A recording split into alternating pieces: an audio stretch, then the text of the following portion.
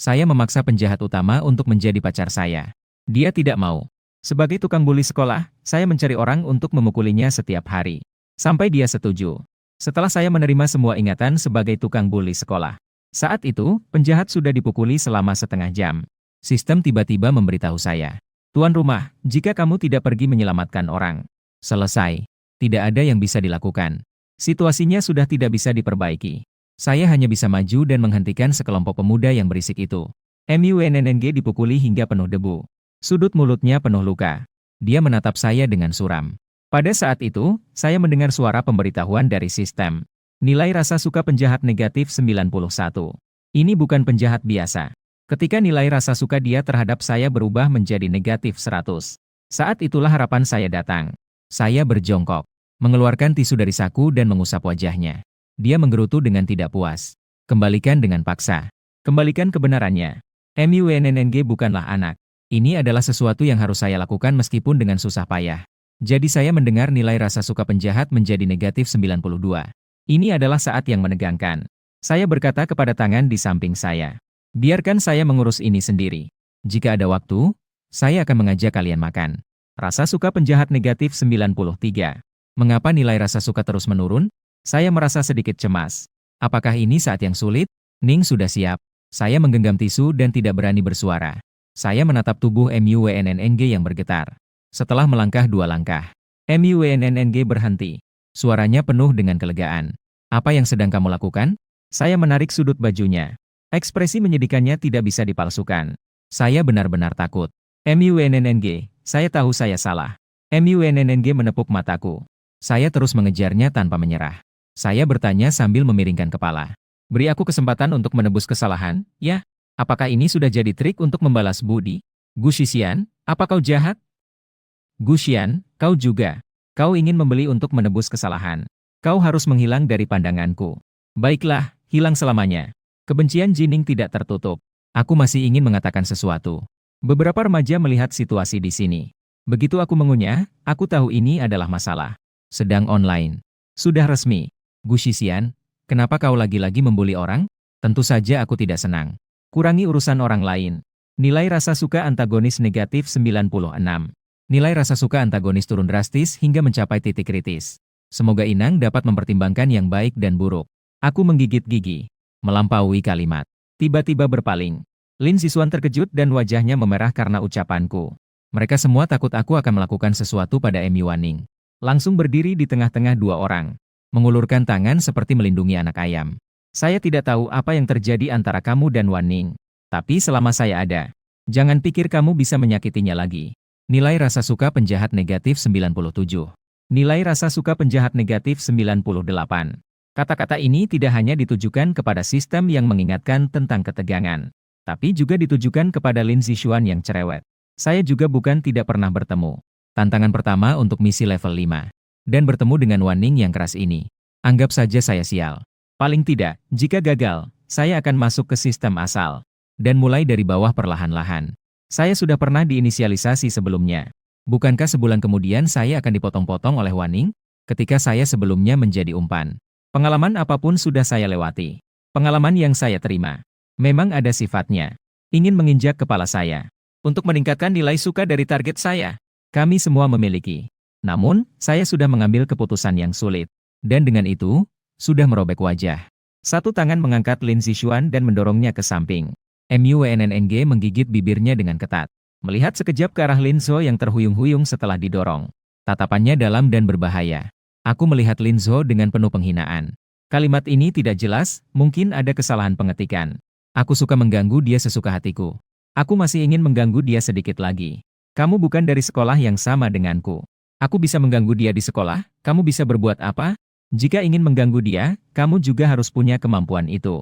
Siapa yang tidak bisa bicara? Jadi, aku bilang selama aku ada di sini. Siapapun tidak boleh bermimpi menyentuh sehelai rambut MUNNG. Setelah aku mengucapkan semua ini, nilai suka MUNNG sudah jatuh ke titik terendah. Namun, aku melihat ekspresi terkejut Lin Zun. Aku jadi sangat senang.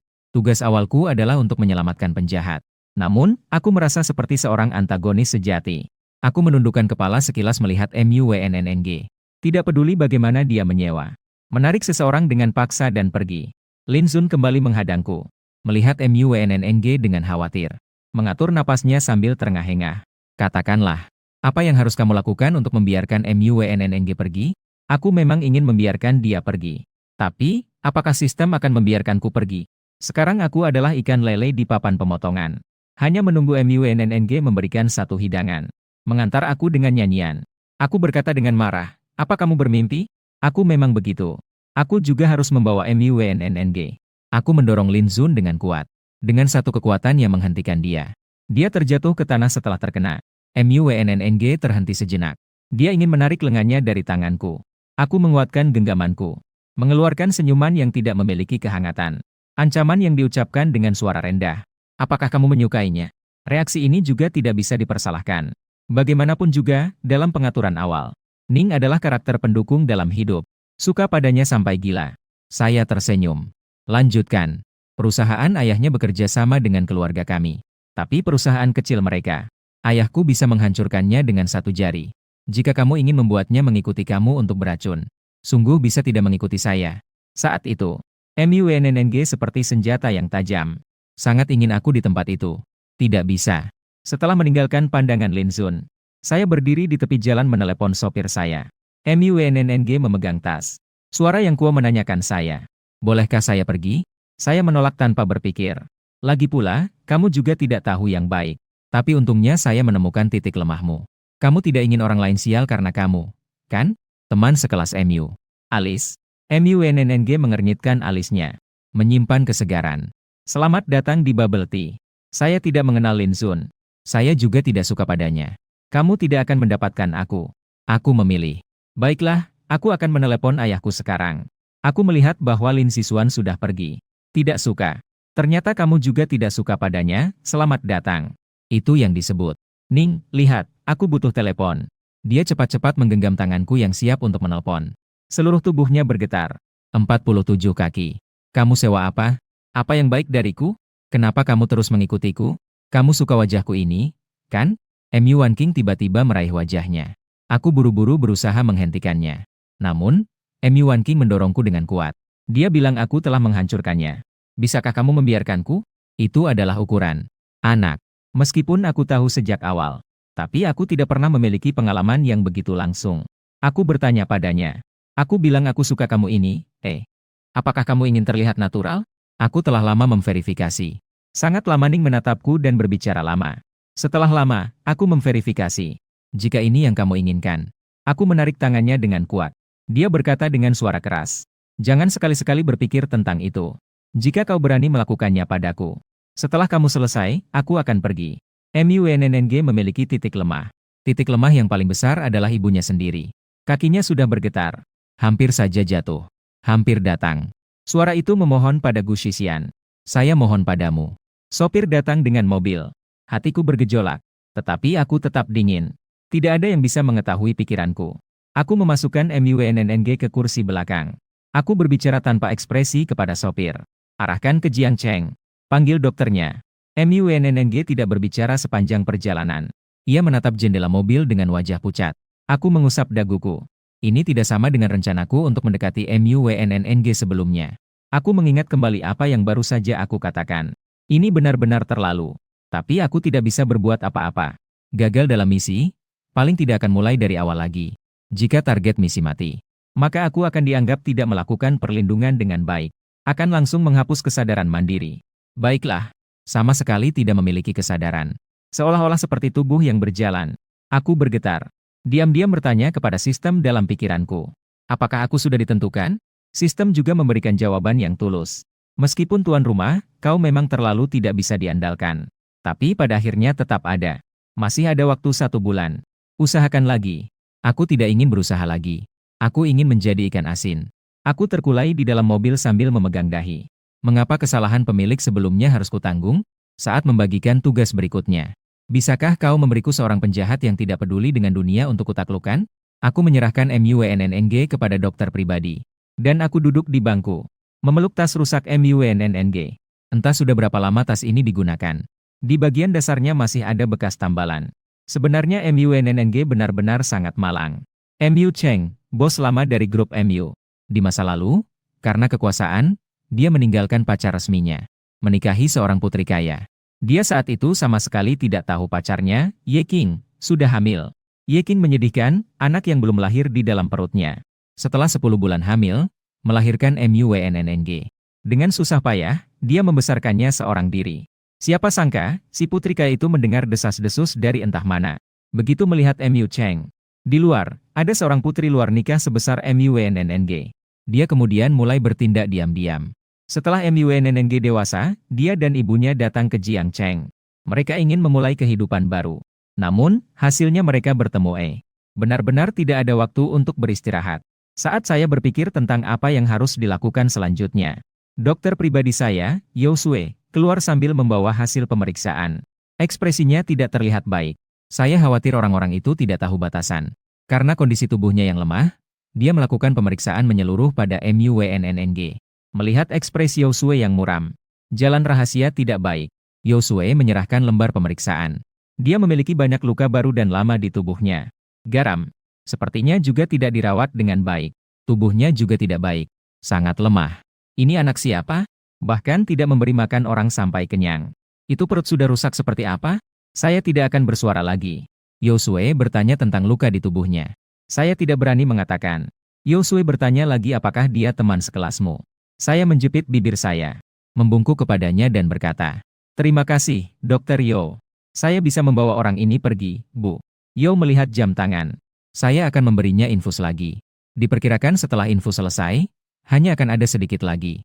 Yao Sui memeriksa sejenak, mengernyitkan dahi dan berkata, "Gu Shixian, saya tahu masalah keluarga kamu sangat memengaruhi kamu. Tapi saya harap kamu tidak terlalu memaksakan diri. Semangat, ya." Restoran kepala.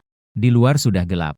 Ketika saya masuk sambil membawa bubur putih yang saya beli dari luar, Emi Wanning sedang berbaring di ranjang sakit dan menjalani infus. Dia sudah mengobati luka di wajah dan tubuhnya.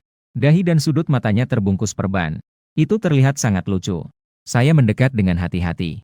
Meletakkan bubur putih di atas meja. Duduk dengan patuh di samping dan memperhatikan.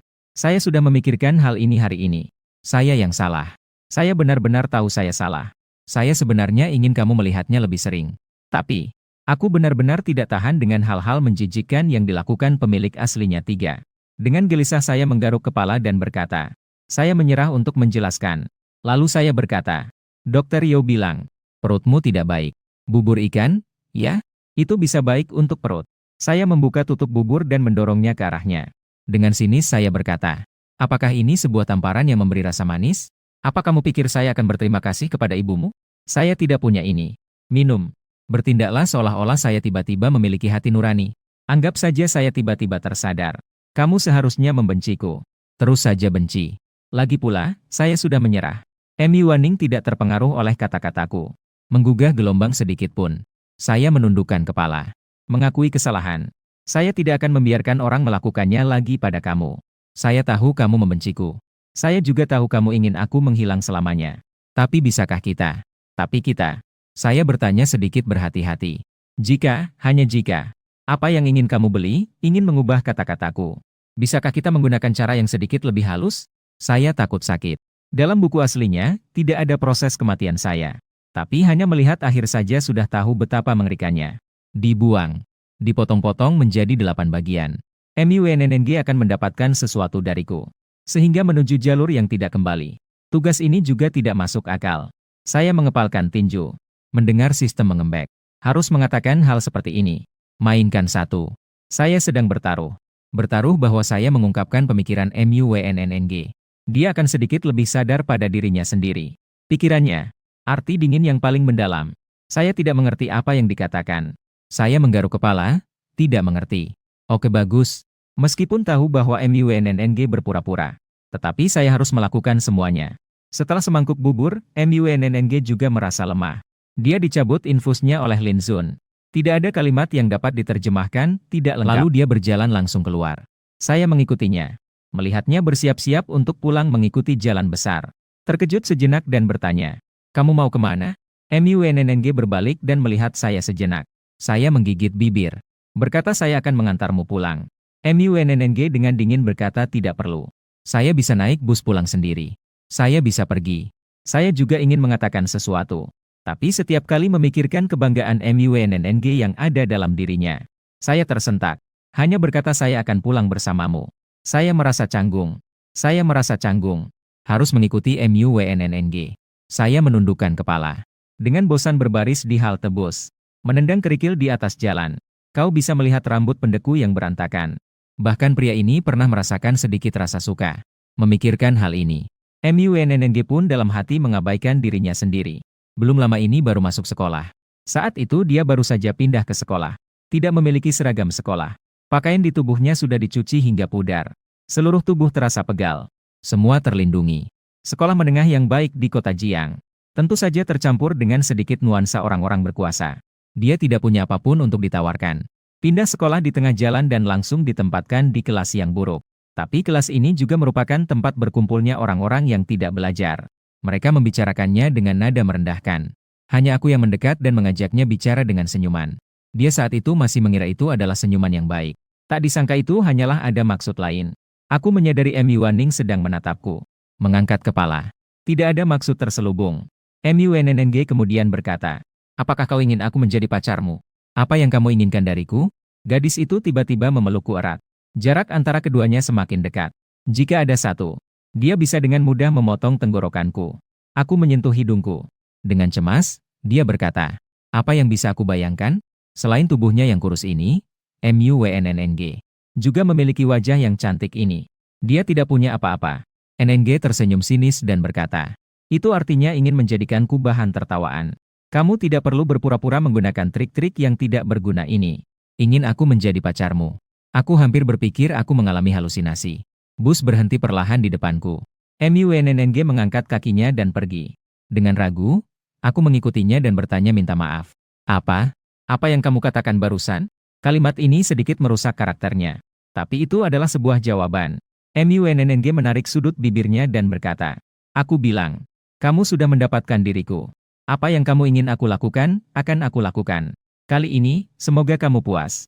MUNNG duduk di tempat duduk depan yang terpisah. Di sekelilingnya tidak ada tempat duduk kosong. Saya sebenarnya sudah berdiri sambil memegang pegangan sepeda di sampingnya. Saya bertanya dalam pikiran saya, "Sistem, apakah ini tidak baik? Sistem baru dari kelompok Kick sebelumnya." "Ya." Saya bertanya lagi berapa nilai rasa suka dia terhadap saya. Nilai rasa suka antagonis sistem adalah negatif 100. Mendengar jawaban yang penuh keputusasaan ini, saya mengerutkan dahi. Tidak ada konteks untuk diterjemahkan. Lalu dia ingin melakukan apa? Sistem segera mengatakan jika ingin melihat.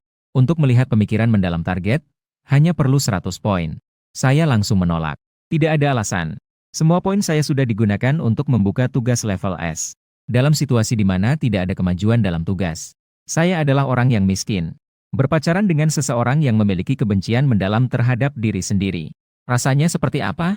Saya melihat MUNNG berjalan pincang menuju rumah susun kuno yang reot. Dalam hati merasa hampa. Dalam buku asli, MUNNG memang melalui masa-masa yang baik selama waktu ini. Penyebabnya tidak lain karena, pertama, untuk ujian. Dia ingin masuk ke sekolah yang sangat baik, mengubah nasibnya sendiri. Kedua, agar setelah menjatuhkanku tidak dicurigai oleh siapapun. Tapi dia tidak pernah berpikir untuk terlibat denganku.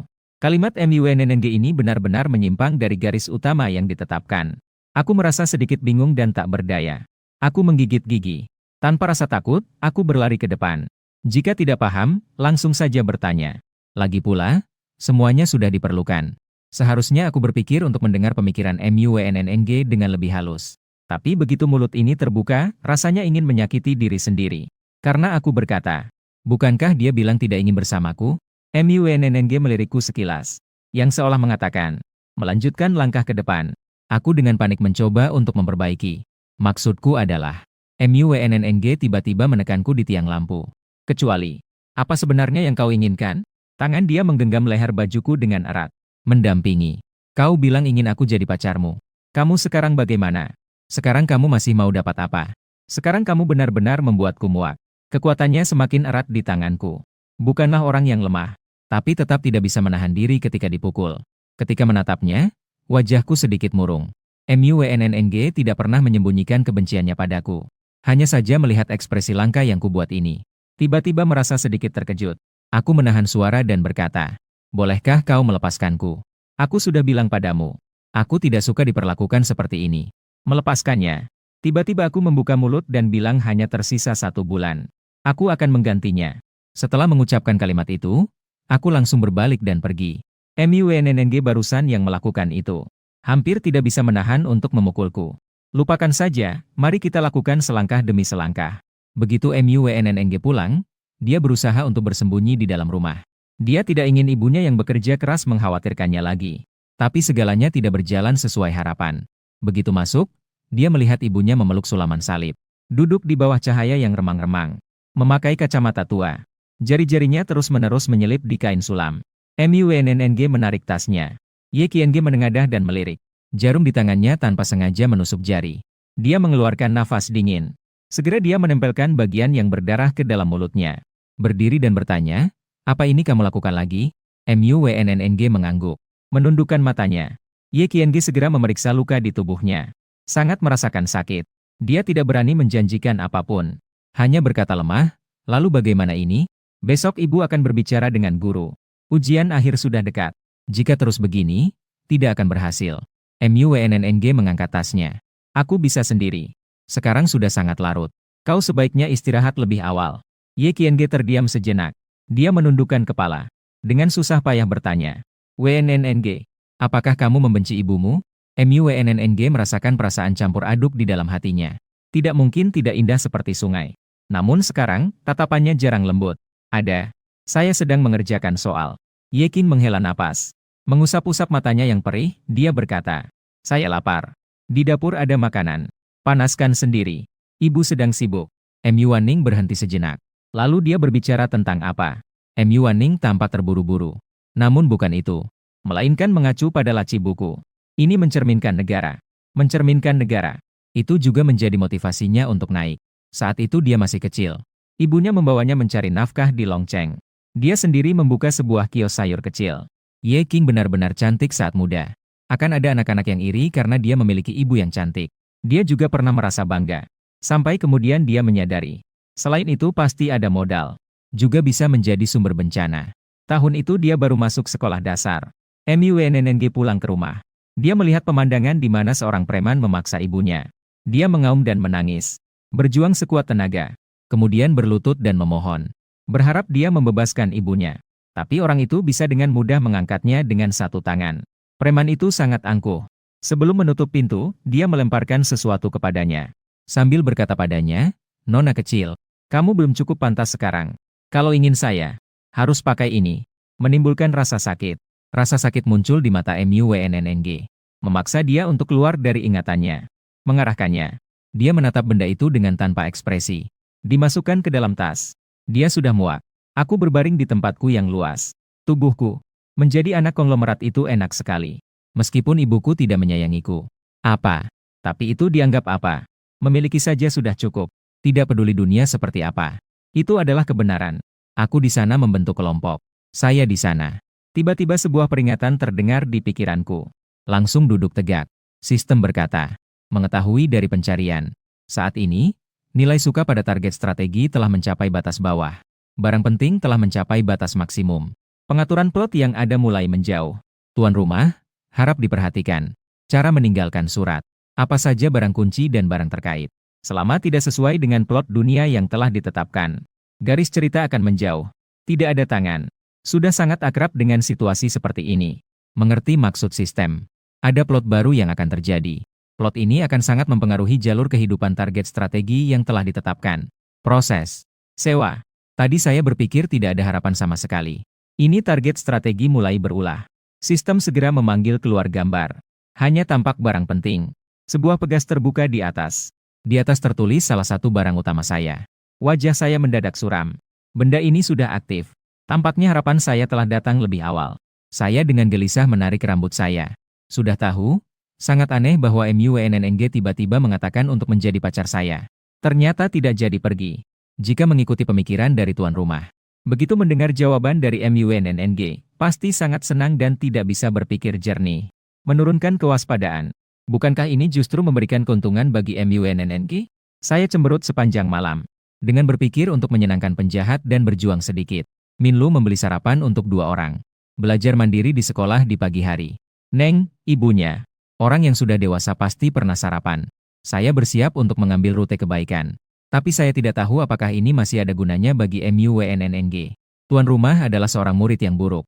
Tidak pernah mengikuti belajar mandiri di pagi hari. Begitu saya masuk, teman-teman terlihat agak terkejut. MUWNNNG bahkan tidak mengangkat kepalanya saat mendengar suara. Duduk di bangku belakang dengan kepala tertunduk menulis soal. Saat saya lewat di samping MUWNNNG, mengeluarkan sarapan itu dan menyelipkannya ke dalam laci miliknya. Kemudian duduk di tempat yang 3 baris jauhnya dari dirinya. MUWNNNG mengernyitkan kening. Dia melihat sekilas ke susu kedelai yang mengeluarkan aroma harum. Dengan 3 bun daging berlemak. Mengambil selembar catatan dari kantong plastik. Di atasnya tertulis, "Untuk sarapanmu." Enak sekali. MUWNNNG dengan wajah datar mengerutkan kertas catatan itu menjadi bola. Dibuang ke dalam. Dia sebenarnya tidak merasa lapar. Tapi setelah mencium aroma itu, perutnya bergetar. Selama 2 tahun ini, dia lapar kadang-kadang dan kenyang kadang-kadang. Membuat perut MUWNNNG terasa nyeri. Dia mendongak melihat sekilas. Saya yang tertawa dengan sekelompok remaja nakal itu. Dia menundukkan kepala. Seolah takut tidak terlihat oleh orang lain. Dimasukkan kacang dan lain-lain. Kacang tanah dan gula ditambahkan ke susu kedelai. Ternyata enak sekali. Dan saat saya melihat MUWNNNG bergerak, saya merasa sedikit lega. Segera memerintahkan sistem untuk memeriksa nilai rasa suka. Hasilnya menunjukkan nilai suka antagonis adalah -100. Apakah setelah memakan barangku, dia masih sekejam ini padaku?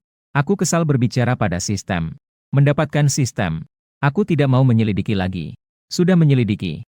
Tolong tutup fungsi ini untukku. Supaya aku tidak marah setiap hari. Suka atau tidak suka itu apa? Serah pada takdir saja. MUWNNNG menahan diri hanya makan 1 baozi. 2 sisanya disembunyikan di dalam laci. Dia bersiap untuk membawa baozi itu pulang untuk ibunya coba. Saat itu aku tidak tahu apa yang dibicarakan dengan orang-orang itu. Tiba-tiba, aku mengangkat tas dan berjalan ke arahnya. 1 gigitan. Huining mengambil 1 gigitan. Lalu aku melihatku membuka yang berada di sampingnya. Mengeluarkan kertas bersih dan menyebarkannya di atas meja. Dengan senyum ceria. "Pacar, bisakah aku melakukannya?" Pintu warna. Berbicara serius tentang warna. "Bukankah kamu tidak pernah mengerjakan PR?" Aku menggaruk kepala dan tertawa. "Ternyata kamu masih memperhatikanku ya." MUWNNNG dengan wajah dingin mengejek. "Tidak tahu kamu karena PR. Nilai kreditmu bahkan menjadi negatif. Jika bukan karena menjaga, kamu sudah lama keluar dari sekolah." Sudut bibirku terus bergetar. Hampir saja aku tertawa karena marah. Jika tidak mau membiarkan menyalin, ya sudah. Apa aku tidak boleh menulis sendiri? Aku berbalik dengan ekspresi tidak senang. Sepertinya masih bisa dibilang diri sendiri. MUWNNG sedikit terkejut. Sebelumnya dia bukan mengatakan hal-hal seperti ini. Saat itu, aku akan menarik kerah bajunya. Dia berkata dengan tegas, "Apa salahnya jika aku tidak belajar? Aku punya acuan yang baik. Siapa yang seperti kamu, tidak memiliki apa-apa? Aku hanya bisa belajar mati-matian." Aku tidak tahu apa yang ada di pikirannya MUWNNNG. Aku telah melewati begitu banyak dunia. Yang aku takutkan adalah terjebak dalam dunia cerita kampus. Karena aku memiliki kemampuan dalam belajar. Aku melihat lembar ujian matematika. Melihat itu, langsung terbagi. Melihat itu, isi saja. Jika tidak mengerti, salin saja sembarang angka ke dalamnya. Orang lain membuat 1 bagian dari lembar ujian. Aku menggambar 1 lembar ujian dalam 5 menit. Tidak ada konteks yang cukup untuk menerjemahkan ini. Tidak ada konteks yang cukup untuk menerjemahkan ini. Aku menemukan MUWNNNG melihat dirinya sendiri. Mengangkat alis. Dengan sedikit bangga. Bagaimana hasilnya? Kecepatan aku mengerjakan soal cukup cepat, kan? Saya rasa pekerjaan rumah tidak seberapa sulit, kan? MUWNNNG mulai berbicara. Hanya 1000. Semakin banyak, semakin baik. Ironisnya, semakin banyak. Sudahlah, saya tidak akan mempermasalahkannya. Bangun pagi untuk belajar mandiri. Saya mengeluarkan sarapan ala MUWNNNG dan meletakkannya di meja. MUWNNNG agak sulit untuk mengalihkan pandangannya. Dia memaksa dirinya untuk terjun ke dunia elektronik. Tak lama kemudian, saya melihat tangan saya memegang baozi. Di depan mata. Dengan 1 tangan memegang pasar. Tidak ada bahaya. Tanpa merasa bahwa itu salah, dia berkata, "Ini tidak bisa dimakan, yang itu sudah dimakan. Tolong bantu saya untuk memakannya." Saya juga tidak menunggu reaksi MUWNNNG. Langsung saya masukkan ke mulutnya yang baru saja ingin berbicara. Lalu saya menarik diri dengan sukses. Sambil melihat MUWNNNG yang bersikeras di sandaran kursi. Jika dia bukan seorang penjahat, maka ini akan menjadi lebih menarik. MUWNNNG terlihat agak anggun saat makan. Dengan lambat dan tenang. Dia seharusnya menjadi orang yang sangat baik. Saat itu, Seorang gadis berpakaian seragam yang longgar muncul, datang ke depanku dan berkata, "Kenapa Gu Shixian datang begitu pagi hari ini?" Jiang Yuyao melirik MUNNNG yang menunduk, mengernyitkan dahi. Dengan sedikit ketidakpuasan berkata, "Kenapa kamu duduk di sini? Tidak merasa tertekan? Apa reaksi dari kata-kata ini?" Tetapi hatiku berdebar. Aku melirik MU Wanning dengan waspada. Di mulut membantah, "Tidak kotor." "Kamu lihat, di mana kotor? Saya yang bermasalah." Jiang Yuyao tertawa sedikit. Dia melirik MUNNNG. Dia berkata padaku, "Bosan bermain. Kembali secepatnya." 1 detik. Lalu Jiang Yuyao meletakkan milk tea dingin di tangannya. Ditaruh di depanku. Menambahkan, "Dan tambah puding." Secara naluriah saya mengucapkan terima kasih. Jiang Yuyao mengangkat alisnya. Terkejut sedikit. "Kamu punya masalah. Barang ini. Saya gila. Saya saja yang baik-baik." Jiang Yuyao juga tidak membantah saya. Setelah melempar ranselnya, dia berlari kembali dan bertanya padaku, "Keluar untuk jalan-jalan. Saya baru saja membeli motor baru. Saya selalu memotong rambut pendek. Kertas ujian yang sobek liar. Saya ingin belajar dengan baik bersama pacar saya mulai sekarang." Kesabaran Jiang Yuyao juga sudah habis. Dia mengejek. "Apa kamu salah minum obat pagi ini? Jangan bercanda, cepatlah. Sebentar lagi guru akan datang. Tidak bisa bolos kelas lagi." Saya berkata dengan tulus. Saya benar-benar tidak bercanda. Saya akan berusaha untuk berubah. Lagi pula, pacar saya pintar belajar. Saya ingin masuk universitas yang sama dengannya. Jiang Yuyao mendengarkan saya berbicara tentang pacar saya. Dia langsung menepuk meja. "Jangan bercanda lagi. Masih pacar? Dia hanya dianggap mainan saja. Dia tidak layak. Apakah matamu tidak melihat? Atau otakmu juga sudah basah? Bukankah kemarin baru saja menyuruh orang untuk memblokirnya? Hari ini datang berpura-pura jadi orang baik. Cepat, berisik dan pergi." Saya mendengar dia berkata banyak hal. Kelopak mata kiri saya bergetar cepat. Sudut mulut MU Wanning sudah melengkung dengan tanda ejekan. Saya merasa pusing. Aku menggigit gigi dan berkata bahwa aku menganggapnya sebagai pacar. Bukan hanya mainan. Aku serius. Aku tidak akan bermain dengan kalian lagi mulai sekarang. Perasaan, hal kemarin, hal mengganggu dia. Itu salahku. Aku sudah berubah. Kalian juga jangan cari masalah dengan dia lagi mulai sekarang. MUNNNG mendengarkan aku berbicara dengan tegas. Jiang Yuyao sudah menunjukkan senyumnya. Mengeluarkan tawa dingin. "Baiklah. Gu Shixian, kamu benar-benar ceroboh. Orang lain tidak tahu. Aku juga tidak tahu apa sih dirimu." Jiang Yuyao berpaling. Dengan nada merendahkan, dia bertanya pada MUNNNG. "Apa yang kau katakan padanya?" Melihat MUNNG tidak menghiraukannya, Jiang Yuyao mengulurkan tangan dan menepuk wajahnya. "Aku sedang bertanya padamu." MUNNG seketika marah. "Apa? Aku harus menjawab? Apakah aku memang harus menjawab?" Jiang Yuyao menjadi marah. "Kamu, apakah kamu tidak ingin hidup lagi?" Jiang Yuyao memegang kerah MUNNG dan menariknya. Siswa-siswa biasa di sekitar langsung tidak berani bernapas. Dan kelompok yang selalu bertarung itu sudah mulai mengatur meja dan kursi untuk siap menyaksikan. Bahkan dengan provokatif meniup peluit. Saat itu saya menampar dengan keras. "Lepaskan," secara kasar. "Lepaskan." Jiang Yuyao belum pernah melihat saya seperti ini. Mengetahui bahwa saat ini saya benar-benar marah. Apa ini? Sebelumnya setiap hari bercanda dengan mereka. Siapa yang ingin menggoda MU Wanning untuk menjadi anjing peliharaannya? Sepenuhnya mematahkan harga dirinya. Sekarang kenapa jadi berbalik? Melihat Jiang Yuyao tidak bereaksi, saya menggertakkan gigi dan berkata, "Saya perintahkan kamu untuk melepaskannya." Saya memaksakan diri menarik tangan Jiang. Mengirim MU Wanning ke perusahaan saya. Melindungi MU Wanning di samping saya. Berkata sambil mengerutkan dahi. Itu tidak ada hubungannya dengan dia. Semua ini adalah kesalahan saya. Wajah Jiang Yuyao terlihat gelap dan masam. Tertawa sinis. Menendang meja dengan keras. Saya tidak bisa menghindar dan terhantam di pinggang. Seketika merasa dingin. Selain merasa dingin, tidak ada yang bisa diingat. Jiang Yuyao juga tidak pergi bermain. Duduk di tempat sebelah kiri kami yang tidak jauh. Anak buah yang sebelumnya mengikuti saya juga merasa bingung. "Yangge, kamu memang cukup aneh hari ini." Saya merasa sakit di pinggang. Menggeram dengan gigi terkatup.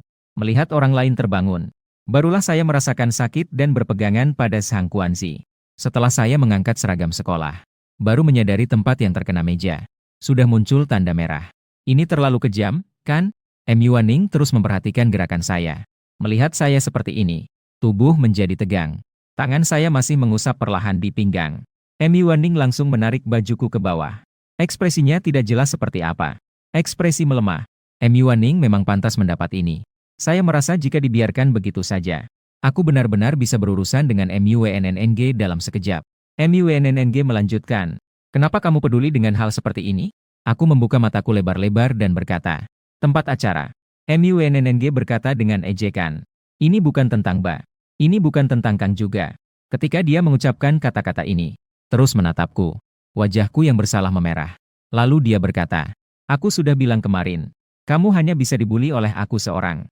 Ning mengeluarkan selembar kertas baru dan berkata dingin.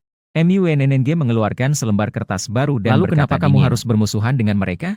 Aku menggigit bibirku. Aku tidak suka apa yang mereka katakan. MUNNG berkata tanpa ampun. Apa yang mereka katakan? Dulu juga kamu sering ucapkan. Barang-barang yang berdua. Kalimat demi kalimat. Terutama kalimat-kalimat ini, aku tidak bisa membantah. Jari-jariku memutar tepi seragam sekolah. Dudu-dudu obat. Aku berbeda dari mereka. Aku benar-benar sudah berubah dan kembali ke jalan yang benar. MU Waning mendengus dari tenggorokannya. Ada hadiah. Ada kesalahan pada saham Jiang Yu. Kamu memang harus terbangun. Apakah kamu harus lebih sadar? Aku tidak akan tinggal lagi. Aku melakukan ini semua untuk apa? Bagaimana bisa kamu berkata seperti itu padaku? Aku baik padamu. MUNNG menoleh dan melihatku. Dia menarik kata-katanya dan berkata lagi. Itu lebih normal. Aku tidak bisa menahan diri untuk berkata. Itu karena kamu yang bermasalah. Aku sudah selesai dengan kalimat ini. Rasanya sangat mengganggu. Melihat susu teh yang mengganggu di meja. Langsung diambil dan dibuang ke tempat sampah. Pena di tangan MUNNG terhenti. Dengan nada yang mendalam. Dia sebenarnya bermaksud baik. Aku merasa putus asa. Tidak mau minum. Aku sudah kenyang. Aku juga sudah marah sampai kenyang. Selain interupsi ini, pelajaran selama ini biasa-biasa saja. Guru tidak peduli aku duduk di mana. Lagi pula, aku tidak akan belajar dimanapun.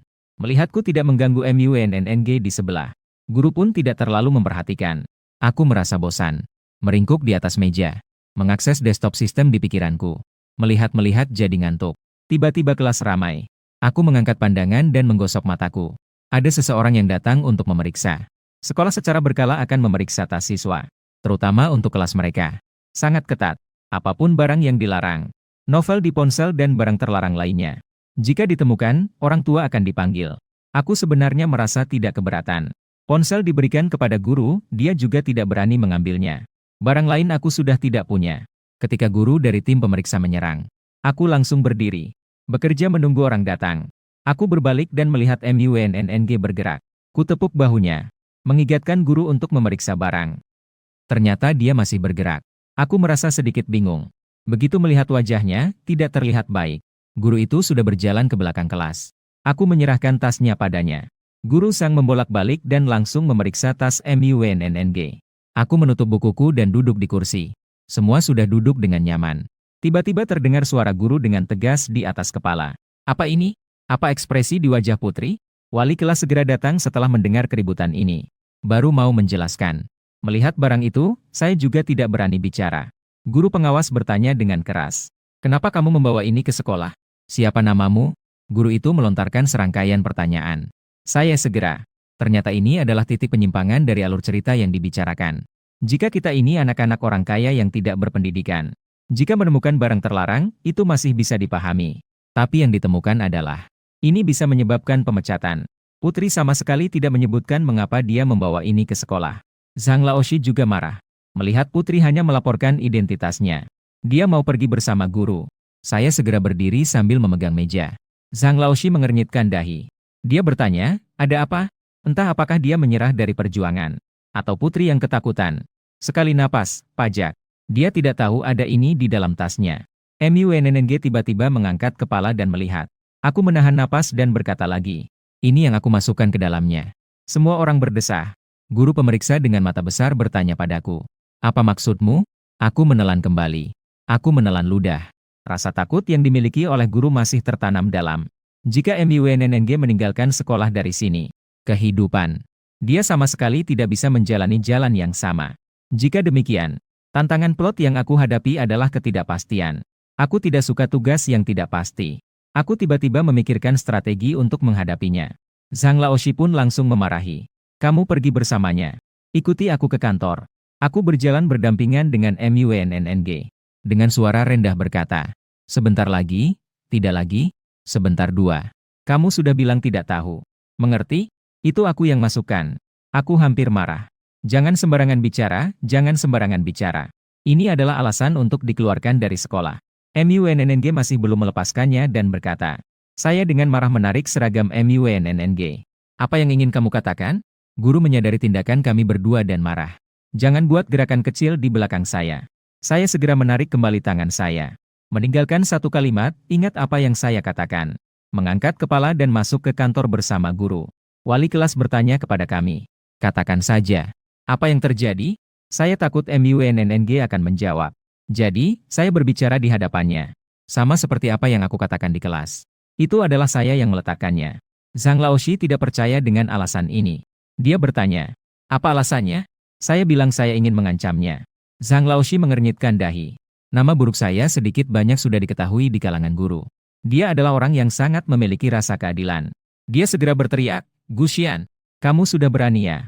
Apa yang ingin kamu ancamkan padanya? Saya terkejut sejenak. Tapi saya hidup. Tapi itu sudah dibuka. Saya hanya bisa bilang mengancamnya untuk menjadi pacar saya. Guru Zhang adalah kepala tahun ajaran. Setelah mendengar kata-kata itu, dia segera memutuskan untuk menelepon orang tuaku. Dia tidak lagi memverifikasi keadaan dari mulut Hamzah. Hamzah memiliki nilai akademik yang baik. Dan juga patuh. Tidak mungkin melakukan hal seperti ini. Kalau begitu, aku akan pergi. Kecurigaanku membuat orang merasa benar. Guru Zhang membiarkan Hamzah pergi. Melihatnya tidak bergerak. Aku juga mulai panik. Aku pergi. Kemudian Guru Zhang di depan semua guru di kantor. Memarahi aku dengan kasar. Apa ini? Sampah masyarakat? Orang-orang tercela tidak tahu malu. Aku sudah cukup menderita. Ayahku, Gu Qing, datang untuk memahami keadaan sedikit. Yang langsung memberiku sebuah pukulan. Tanpa mengurangi sedikit pun kekuatannya. Sehingga setengah wajahku langsung membengkak. Kemudian dia meludahkan kata-kata padaku. Lihatlah apa yang telah kau lakukan. Aku sangat kecewa padamu. Apakah teman sekelas masih berani bergerak? Hari ini aku akan menarikmu dari sekolah. Apakah besok aku harus pergi ke kantor polisi untuk mengambilmu? Coba lihat dirimu. Kamu tidak terlihat seperti pelajar sama sekali. Apa aku terlalu memanjakanmu? Membiarkanmu bertindak semaunya. Aku menggigit bibir dan menelan apa yang ada di mulutku. Dia berkata dengan suara rendah. Kamu memanjakanku. Kamu bahkan tidak peduli padaku. Kapan aku dimanjakan? Gu merasa marah tanpa alasan. Apa yang kamu katakan ini? Aku menegakkan leher dan berkata dengan tegas. Apakah yang aku katakan salah? Sekarang kamu setiap hari. Bukan berteman dengan Zhao Yuting yang menyakiti ibuku. Atau pergi untuk foto sebentar. Tidak tahu apakah itu anakmu yang tidak punya malu. Siapa yang masih ingat aku, anaknya? Memanjakanku. Coba katakan. Dalam 2 tahun ini, berapa kali kamu melihatku? Kamu tahu aku kelas berapa? Gu Qing mendengar pernyataanku. Dia mengangkat tangan dan ingin menamparku lagi. Aku tegak dan siap menghadapi. Aku menjawab dengan senyuman sinis. Baiklah, tinggalkan aku. Sampai ke neraka. Biarkan ibuku melihat dengan baik. Melihat pertarungan antara ayah dan anak semakin intens. Guru Zhang segera melangkah keluar untuk meredakan masalah. Mengeluarkan saya dari pintu kantor. Saya menundukkan kepala. Dengan kuat menahan air mata. Rasanya sangat menyakitkan. Saat itu, bayangan terang jatuh di depanku. Saya mengangkat kepala. Melihat sosok ramping MUNNG berdiri di sana. Saya cepat-cepat mengusap wajah dengan punggung tangan. Bertanya dengan suara serak. Mengapa kamu tidak pergi? MUNNG dengan bibir pucat bertanya padaku. Kenapa kamu harus begitu buruk kepada guru? Saya mendapat masalah dari Gu Qiang. Namun, saya tidak menunjukkan kelemahan di depan MUNNG. Dengan nada tegas saya berkata. Apakah kamu ingin menggunakan ini agar guru memecatmu? Saya tidak akan membiarkannya. Jangan harap kamu bisa melarikan diri dariku. Jangan sekali-sekali memikirkannya. MUNNG terlihat berkilau di matanya.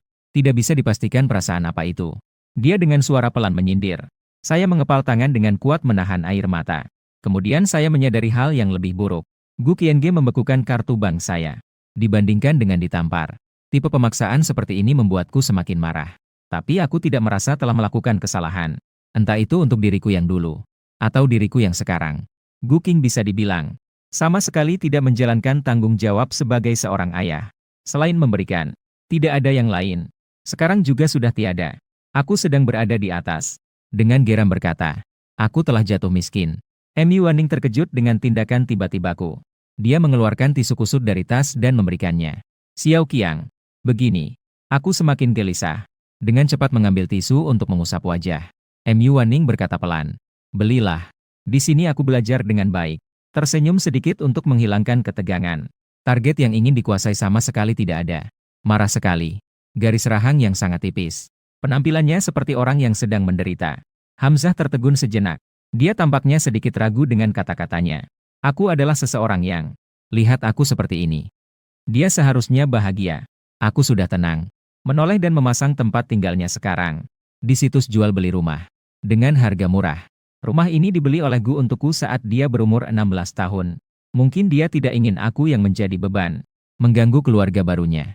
Seolah-olah membuangku keluar. Saat itu tepat tengah hari. Teman-teman sekelas dalam keadaan terburu-buru. Kebanyakan dari mereka akan pergi ke kantin untuk makan. Aku berjalan. Aku telah membuat Jiang Yuyao marah. Meskipun isi di dalamnya cukup untukku bertahan beberapa hari. Tapi aku tidak ingin makan sendirian. Jadi aku memaksa diri mengikuti di belakang MUNNNG. Seperti anjing yang kehilangan rumah. MUNNG menjadi kesal karena aku mengikutinya. Dia berbalik dan menatapku, bertanya, apa yang kau lakukan? Wajahku masih terluka. Dengan berusaha menunjukkan ekspresi acuh tak acuh, aku berkata, aku ingin pergi makan dengan pacarku. Apakah itu salah? MUNNG baru ingat kemarin. Tahu tentang dirinya sendiri. Janji yang dibuat sendiri. Dia berkata sambil meremas bibirnya. Saya tidak makan. Saya mengangkat alis dan berkata, tapi saya lapar. Jari ringan Putri menunjuk ke arah kantin. Suruh aku pergi sendiri. Saya menoleh dengan kuat. Katakan aku tidak mau. Putri juga tidak menghiraukan saya lagi. Dia berbalik dan pergi ke toko untuk membeli roti seharga 2 yuan. Ibunya memberinya 10 yuan setiap hari. Tapi dia ingin menghemat uang. Saya berdiri di sana melihat dia benar-benar makan itu. Teringat kata-kata Yousue hari itu. Saya melangkah maju. Saya menangkap pergelangan tangan Putri. Menariknya keluar. Putri dengan sedikit kesal mengibaskan tangannya. Bertanya dengan dingin. Gu Xian. Saya berkata tanpa menoleh. Makanlah. Saya menariknya keluar dari sekolah. Pandangan saya melintas di tepi jalan. Saya memilih mie pedas yang murah. Saya sebenarnya ingin makan sesuatu yang enak. Tapi demi merusak harga diri Putri yang sensitif.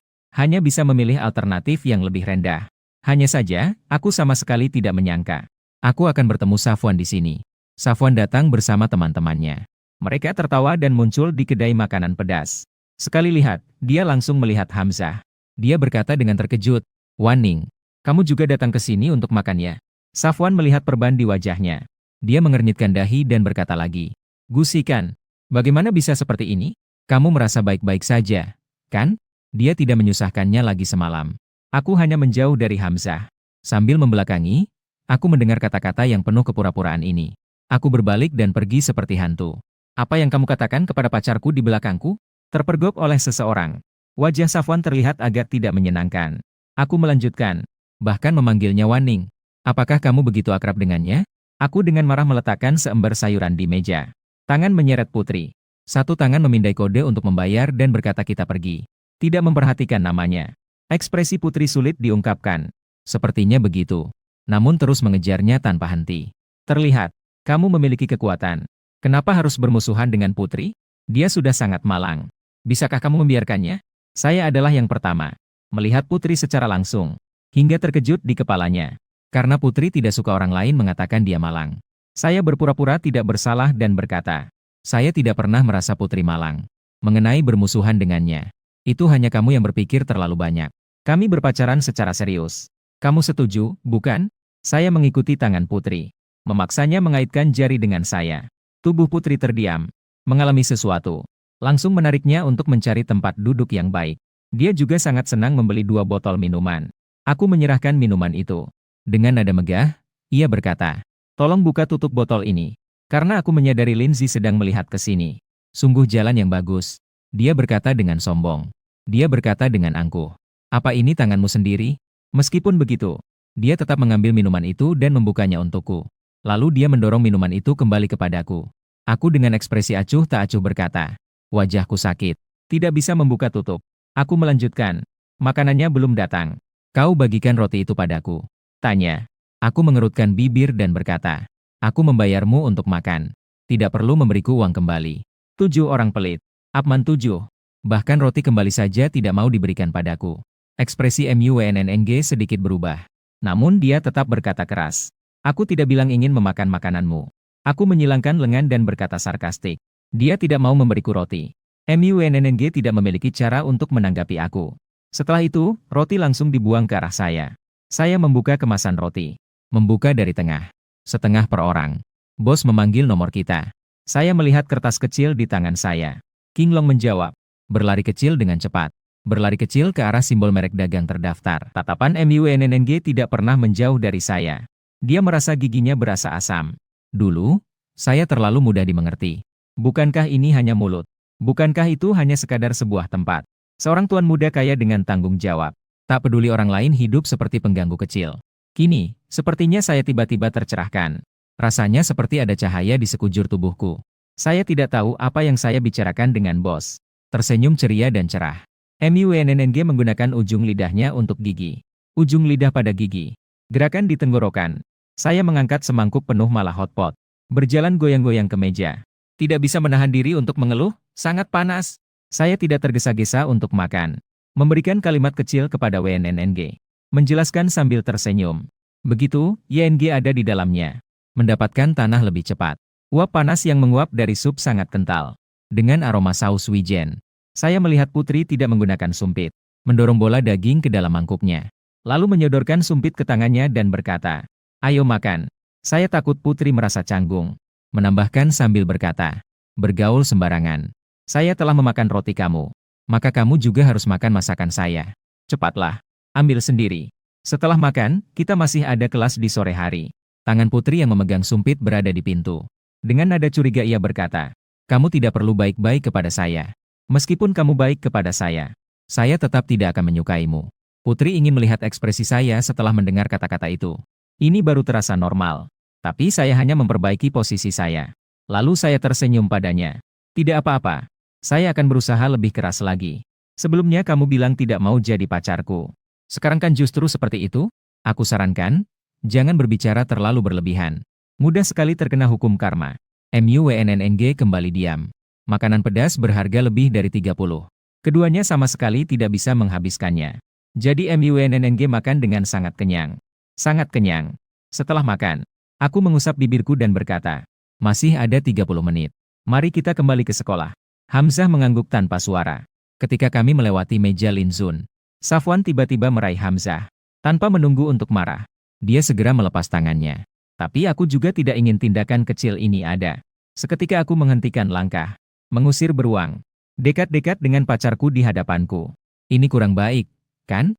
Jika dilihat dari sudut pandang pembaca, Lin Zun ini seharusnya adalah sosok yang bersinar dan baik. Menyebarluaskan cahaya seorang pejuang keadilan di mana-mana. Namun bagi aku, dia hanyalah seseorang yang menjengkelkan. Dia tidak akan bersama Putri lagi di masa depan. Dia ngurusin apa sih? Wajah berubah merah dan pucat karena ucapanku. Lihat teman-teman itu marah berkata, "Apa maksudmu?" Saya marah sampai tertawa. "Apa maksud saya?" Dia menarik tangan pacar saya di depan saya.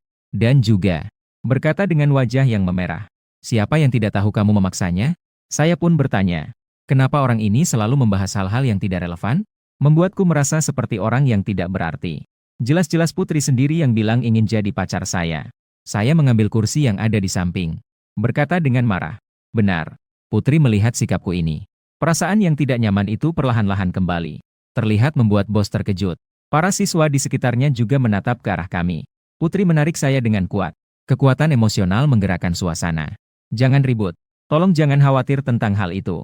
Hamzah pikir aku tidak akan mendengarkan. Tapi siapa sangka saya hanya terdiam sejenak. Segera saya menyatukan kursi-kursi itu. Mengangguk-angguk berkata, "Ayo kita pergi." Begitu keluar, dia melepaskan pergelangan tanganku. Dan aku yang mengikutinya merasakan detak jantungku semakin cepat. Wajahku terasa panas. Siapa yang bisa menahan ini? Sebelumnya, MUNNG berbicara padaku dengan nada sinis. Tidak ada juga yang baik. Siapa yang tahu, saat dia serius, dia justru membuat orang terpikat. Suasana dingin itu membuat orang terpesona. Tak peduli jika itu akan menjadi kekacauan di masa depan. Dia adalah seorang gadis yang dikejar-kejar banyak orang. MUNNG berjalan di depan. Tidak menentu. Wajahnya tampak muram dan tidak stabil. Lin Zun menariknya. Menarik tangannya.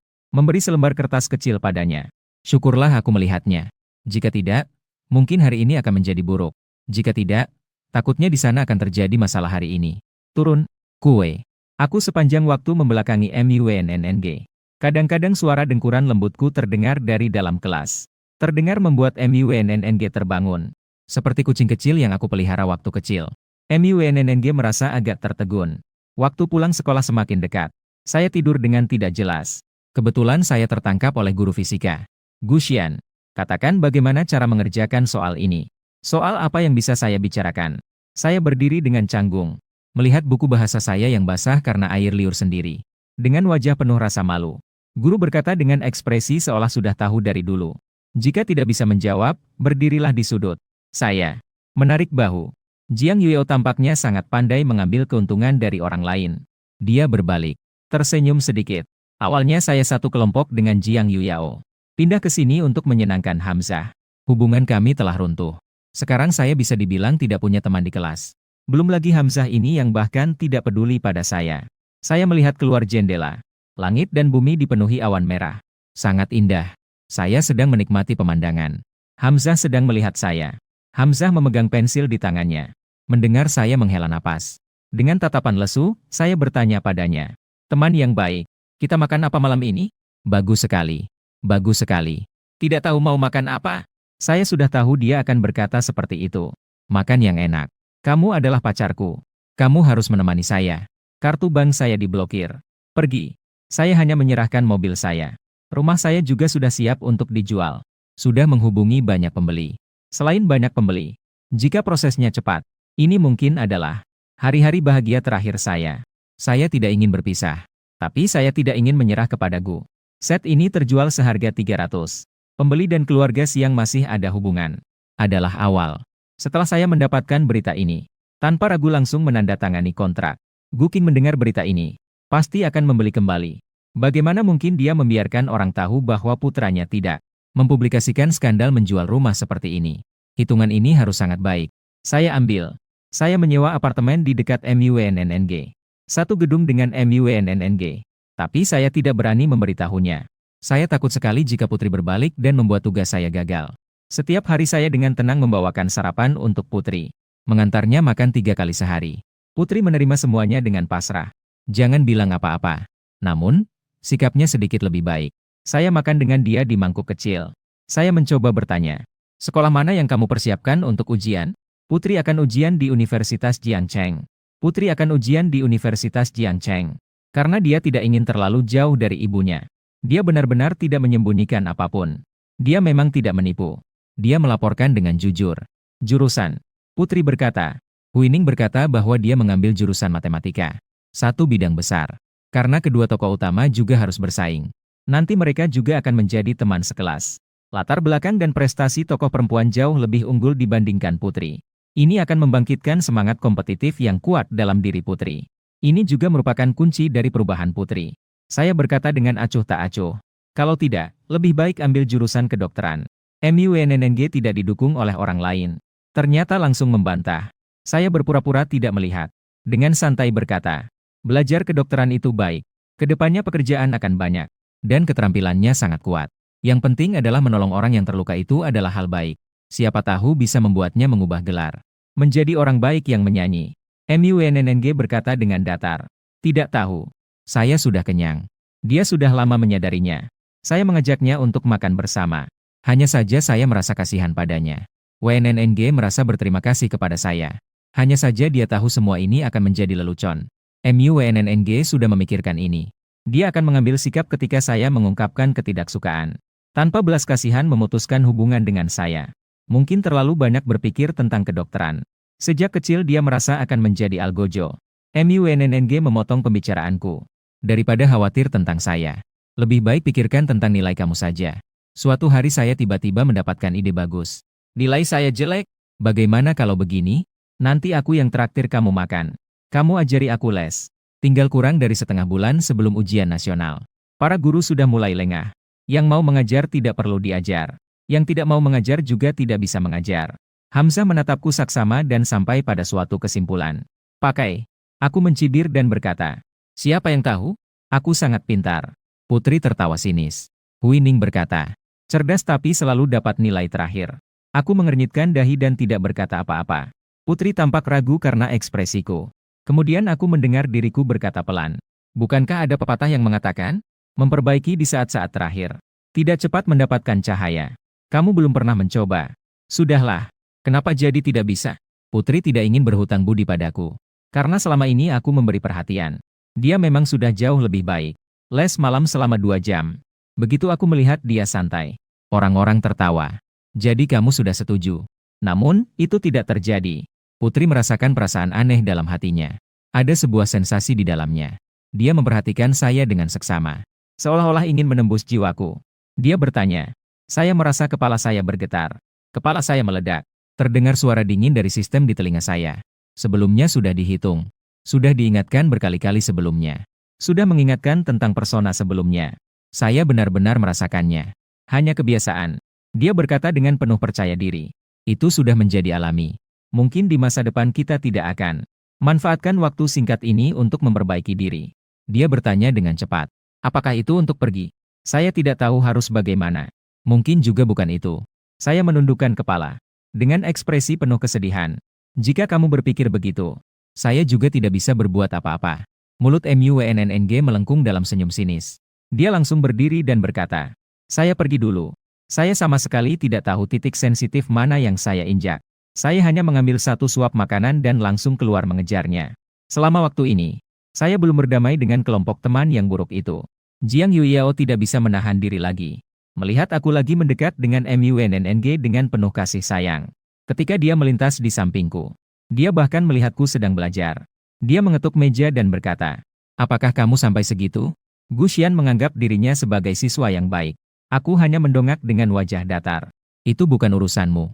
Aku mendengar ayahmu mengusirmu dari rumah, kan? Aku menjawab dengan dingin. Itu bukan urusanmu.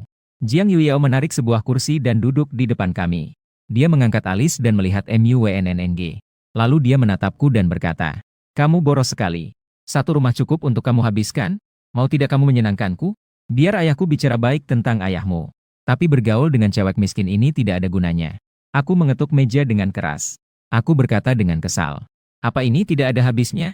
Orang ini dalam cerita aslinya sama sekali tidak mengerti situasi negara. Kenapa ketika giliran aku jadi seperti ini? Tidak melihat target strategiku yang tidak menentu. Apakah kamu sedang bersiap untuk marah? Apakah ini waktu makan? Saya ingin menyanyi, saya masih ingin. Detik berikutnya, MUNNG melipat separuh kertas ujian dan berkata, saya ada urusan, jadi saya pergi dulu. Dia sama sekali tidak ingin terlibat dalam urusan kami berdua. Jing Yuyao menghalangi dengan kakinya. Dia langsung menghalangi jalan MUNNG dari bawah meja. Dia berkata sambil menggoda, apakah kita yang jenius di universitas ini masih ada urusan? Apakah kamu terburu-buru untuk mencuci piring atau untuk menyajikan makanan? Ning menahan amarahnya. Dia menatap Jing Yuyao dengan dingin. Pertarungan tampak segera terjadi. Saya berdiri di antara dua orang itu. Dia berkata dengan tidak sabar. Apakah kamu mencari saya untuk berbicara? Mari kita keluar untuk berbicara tentang makanan kita. Jing Yuyao melihat ekspresi cemas saya.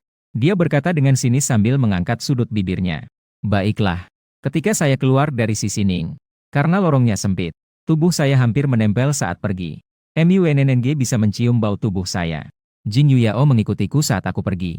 Dia bahkan sengaja menoleh dan menantang MUNNG dengan tatapan. Tidak tahu apa kekuatan yang membuatnya begitu. Belum lama kami berjalan. MUNNG bahkan ikut keluar dengan langkah cepat. Lampu jalan di kampus sedang. Aku sangat marah hingga wajahku memerah. Dengan marahku katakan perlahan. Apakah kamu punya masalah kesehatan? Jing Yuyao meraba-raba rokok di saku. Dia mengeluarkan satu batang. Lalu memberikan kotak rokok itu. Aku menamparnya dan berkata. Aku belajar dengan MUNNG. Itu bukan urusanmu. Suara Jing Yuyao langsung meninggi. Dengan nada sedikit. Apakah kamu mengharapkan ada masalah? Gu Xian. Aku membiarkanmu bermain dengan orang.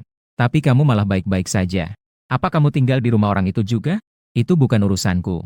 Apa ayahmu tidak memberitahumu? Keluargaku memiliki hubungan pernikahan dengan keluargamu. Lei Gong. Dengan wajah bingung. Kepalaku berantakan. Sibuk bertanya pada sistem kesehatan. Meredakan masalah. Mengadu. Ketika aku datang ke dunia ini. Sistem hanya menunjukkan kepadaku kehidupan aslinya. Seperti menonton film. Namun, kamera terus mengikuti MUNNG. Masih belum ada banyak adegan yang bisa dilihat. Sistem sangat putus asa. Itu juga aku tidak tahu. Aku baru saja ingin menjelaskan. Tiba-tiba mendengar Jing Yuyao berkata. Kau tahu kau sekarang seperti seorang kuda. Kau seperti penguntit yang menjengkelkan. MUNNG tidak tahu bahwa kau tinggal di bawah rumahnya, kan? Aku melihat kau setiap hari mengikuti dia secara diam-diam. Aku malah merasa lucu untukmu. Aku terpaksa marah padanya. Satu kalimat keluar. Cairan mulai mengalir kembali. Di dekat situ, MUNNG sedang menatapku dengan tenang. Dengan ekspresi yang sulit diungkapkan. Jing Yuyao jelas juga memperhatikan reaksiku. Pertama kali melihat, tidak bisa menahan tawa. Didengar orang lain. Kalau begitu, langsung saja berterus terang. Jiang Yuyao berkata kepadaku, apakah kamu yang harus menjauh darinya? Atau aku yang harus mengusirnya? Atau mungkin memberitahu ayahmu? Kamu mencari menantu yang baik seperti ini untuknya. Silakan pilih. Aku menggenggam tangan dengan erat. Menggigit gigi dengan ketat. Sudut bibir Hamzah tersenyum dengan makna yang dalam. Kamu benar-benar hebat. Aku berpikir sepanjang malam tentang apa yang salah. Aku jelas-jelas hanya seorang karakter pendukung yang lemah dalam drama asli. Karakter pendukung pria. Istilah ini tidak cukup tepat. Harusnya dibilang sebagai figuran yang lemah. Figuran dalam drama cinta ini. Apakah mereka juga mendapatkan perlakuan seperti dalam medan pertempuran? Aku memikirkan ini bolak-balik. Berbaring sambil menghela napas. Terkadang mendengar suara di luar pintu. Aku bangkit dan duduk. Melihat keluar dari lubang kunci. Tidak baik. Tingkat 3. Ada yang datang. Ekspresi Shanning sangat tidak nyaman. Apakah ekspresi Shanning terlihat sangat buruk? Saya melihat sekeliling dengan cemas. Jika dia ingin bertindak sekarang, maka saya setidaknya masih punya pel yang bisa saya gunakan. Nah, setidaknya saya masih punya pel yang bisa digunakan 1000. Saya menggenggam erat pel di samping saya. Cetak. Safwan melirik saya. Dia berkata sarkastis. Kamu masih mengaku kepada saya. Saya berdiri tegak. Saya berpura-pura santai. Rumah ini murah. Safwan terdiam sejenak, mengucapkan kalimat. Setelah berbicara, dia tidak peduli dengan apa yang saya pikirkan.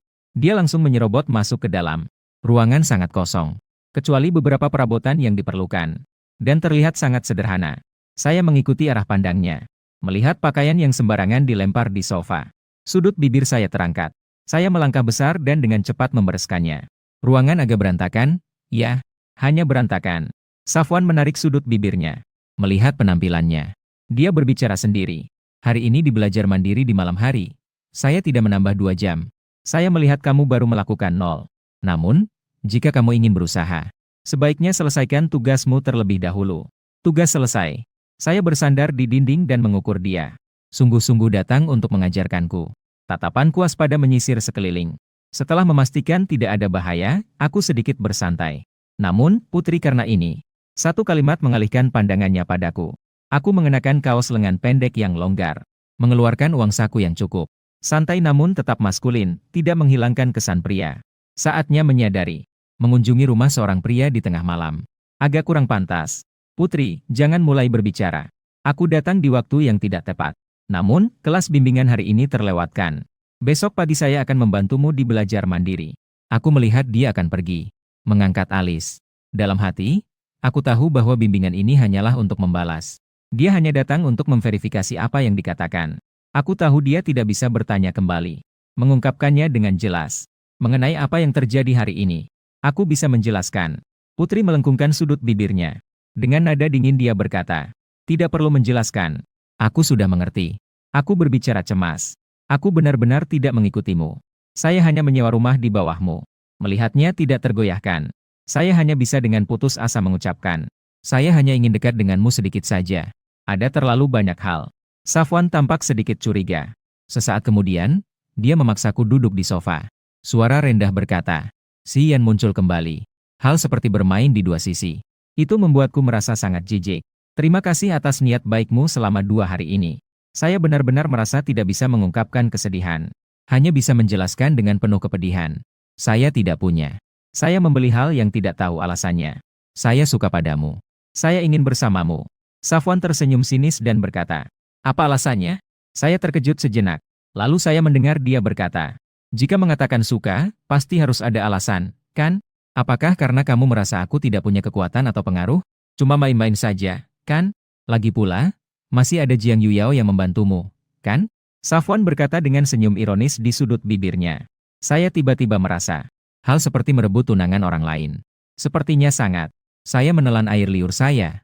Pedas. Tidak mencintai. Safwan meraih kerah baju saya. Suara yang berasal dari pakaian pertanian di dalam keheningan. Kamar itu terdengar seperti susu. Mata Safwan terasa berat. Berpakaian seperti ini dengan niat buruk. Saya jadi panik sekarang. Semakin besar kepanikan. Saya mencengkeram pergelangan tangannya. Kamu bohong. Siapa yang akan seaneh kamu? Datang tengah malam mengetuk pintu saya. Tangan Safwan tiba-tiba bergerak ke bawah. Memeluk leher saya. Memberi gigi. Saya tidak peduli bulan apa yang kamu inginkan. Tetapi tinggal di sini. Maka bertindaklah dengan baik. Jangan ganggu Jiang Yuyao. Saya menatapnya tanpa sedikit pun rasa takut. Menjawab, jika tidak, kamu akan kembali. Safwan mengamati dengan tatapan. Sepertinya dia tidak senang jika saya melihat ke dalam hatinya. Terlalu banyak. Cara orang lain. Tante. Dia selesai mengucapkan kalimat ini. Mulai berolahraga. Saya menyandarkan dahi dan tersenyum. Dia bahkan tidak menyerang saya setelah ujian akhir dalam drama aslinya. Karena sudah merobek tirai yang terakhir. Sepertinya saya sudah jauh lebih berani. Pagi-pagi sekali. Saya langsung menyiapkan sarapan. Menunggu di gedung F. Menunjukkan arah sambil menunggu Safwan. Sebelumnya saya takut dia menemukan saya tinggal di sini. Sengaja menunggu dia pergi dari atas. Saya berusaha dengan sembunyi-sembunyi untuk mengejar ke atas. Ketika Safwan keluar, melihat saya membawa 2 gelas susu dan roti pipi.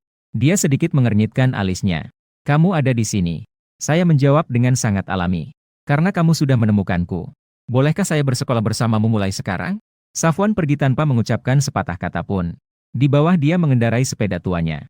Saya dengan mudahnya duduk di belakang sepeda, menggendong 2 gelas susu, menepuk bangku sepeda dan berkata. Safwan mengernyitkan kedua alisnya. Ya, ya sudah.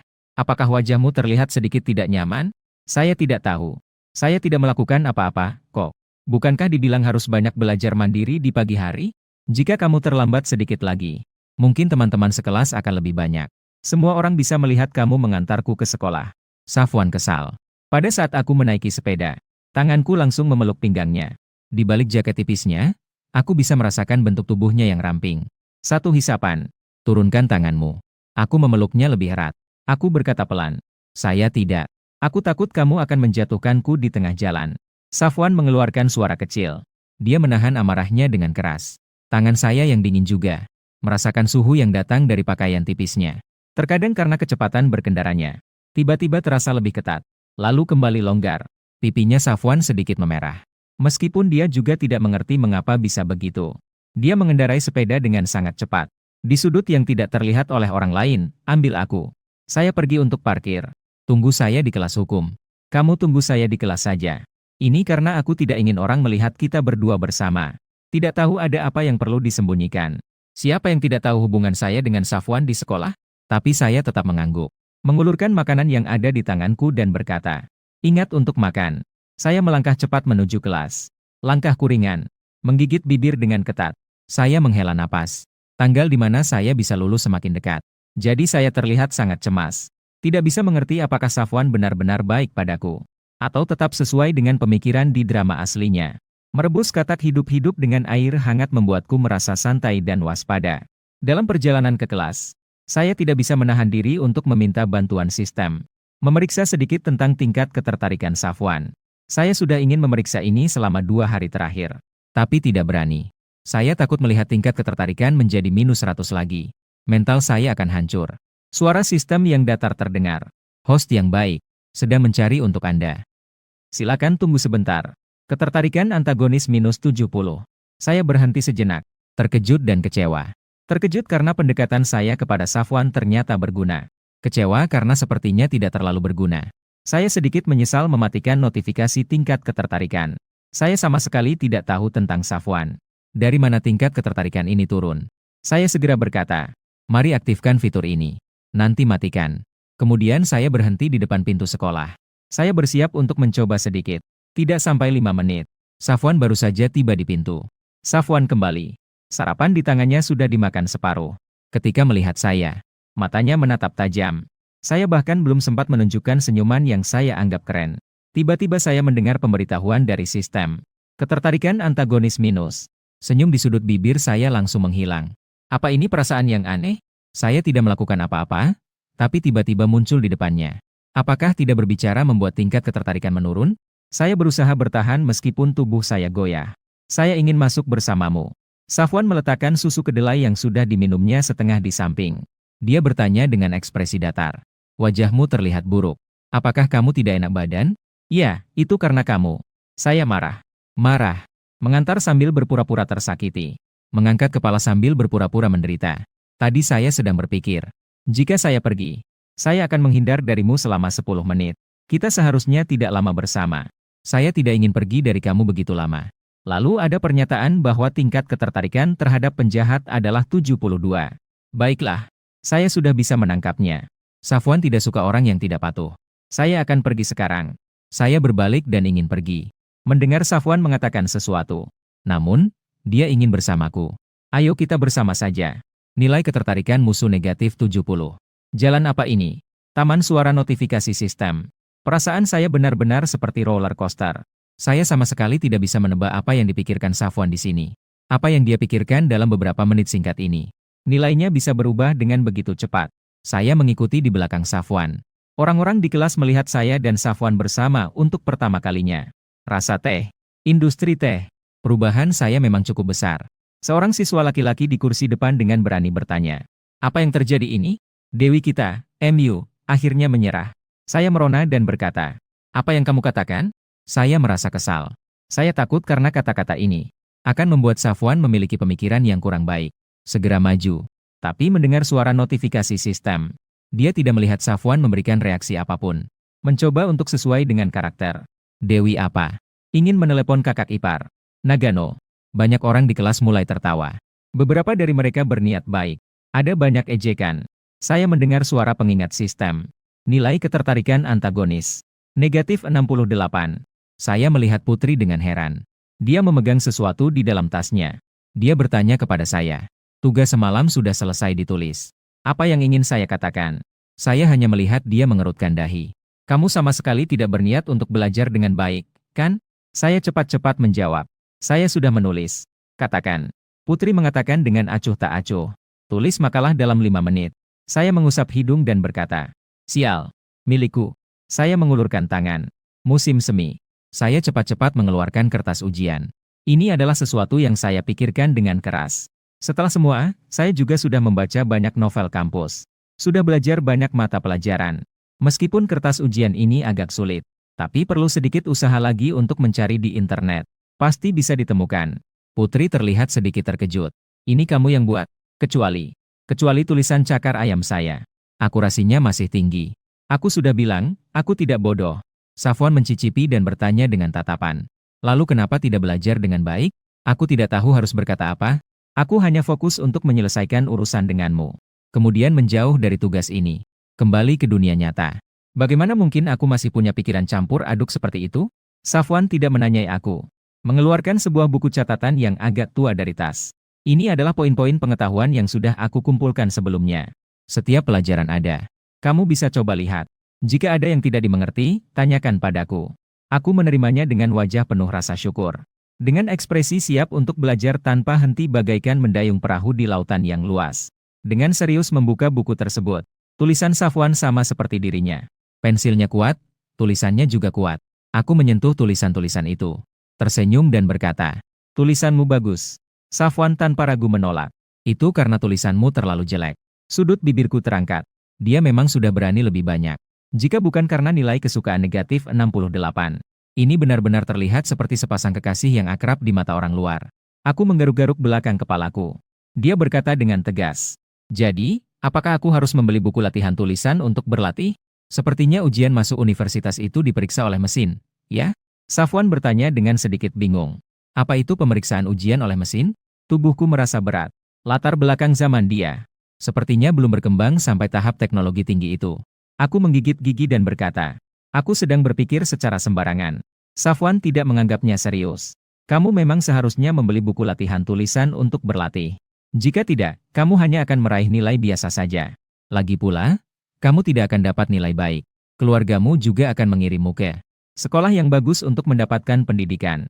Dia membantah. Tulang. Bantahanku membuat Safwan terlihat agak terkejut. Dia menatapku dengan ekspresi serius. Seperti sedang mencari tahu sesuatu. Dia menghela napas. Mengeluarkan bukunya dari dalam tas. Aku juga tidak ingin menjualnya. Tapi itu tidak mengurangi jarak kelas antara aku dan Safwan. Antara kita akan selalu ada sekat kaca. Tentu saja. Jika berpura-pura menderita bisa membangkitkan rasa simpati Safwan. Aku bisa menggambarkan diriku lebih menderita sedikit. Aku memikirkan skenario asli yang pernah aku tonton. Dengan tegas aku berkata, ayahku sudah lama pergi. Aku masih punya seorang adik. Lebih muda 3 bulan dariku. Kami seayah tetapi berbeda ibu. Mereka sebenarnya sudah lama tidak menginginkanku. Mataku penuh dengan kesedihan. Aku mengangkat bahu dengan acuh tak acuh.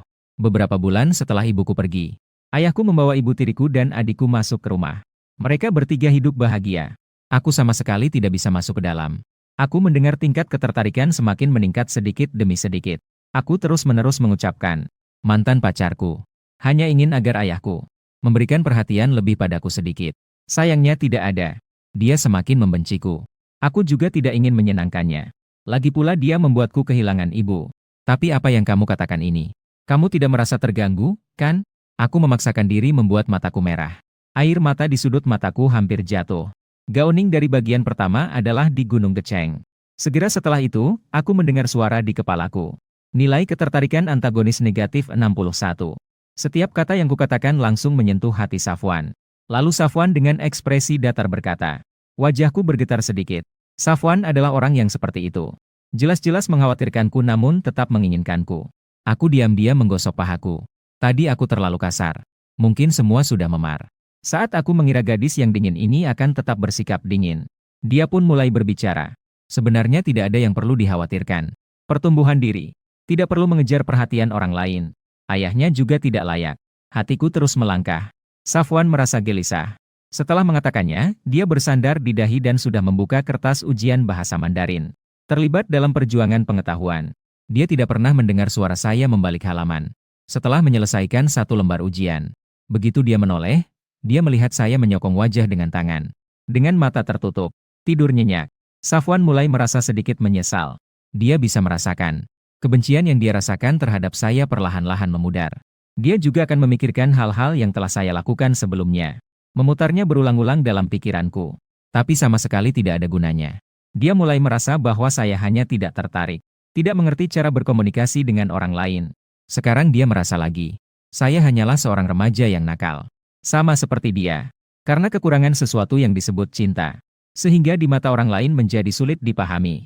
Safwan menatap tajam dan membangunkan saya dengan keras.